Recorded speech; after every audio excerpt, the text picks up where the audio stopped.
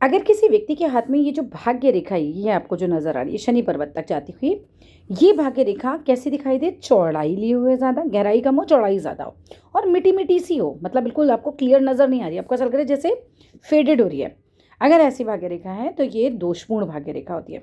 अब इसमें अगर दो चीज़ और मिल जाए कि जीवन रेखा इस तरह से गोलाई लिए हुए ना हो, है ना। मान लीजिए कैसी जीवन रेखा हो सकती है कि भाई इस तरह से सीधी चली जाए या चंद्र की तरफ चली जाए, इस तरह की जीवन रेखा गोलाई लिए हुए ना हो और मस्तिष्क रेखा में कोई दोष हो, यानी कि हमारी ये जो माइंड लाइन है इसमें भी कोई दोष नज़र आ रहा है, उंगलियां थोड़ी टेढ़ी मेढ़ी नज़र आ रही हैं, तो मान के चलना ये स्थिति दिखाती है कि ऐसा व्यक्ति अपने पैरों पर बहुत ही देर में खड़ा हो पाता है, काफ़ी ज़्यादा उम्र लग जाती है उसको अपने पैरों पे खड़ा होने में।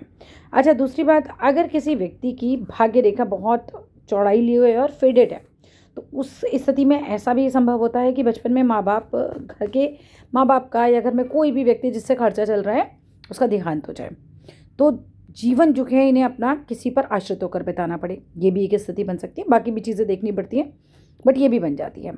यहाँ तक कि मिटी मिटी सी भाग्य रेखा अगर होती है तो कई बार व्यक्ति का, और मोटी भी हो तो कई बार व्यक्ति का पिता से बहुत ज़्यादा विरोध हो जाता है, पिता से, फादर से।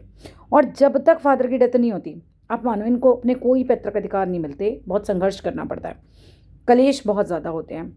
चौड़ी मिटी मिटी सी, मोटी मोटी, मोटी मोटी है लेकिन फेडेड है, ठीक है, उस चीज़ को हमें क्लियर रखना है।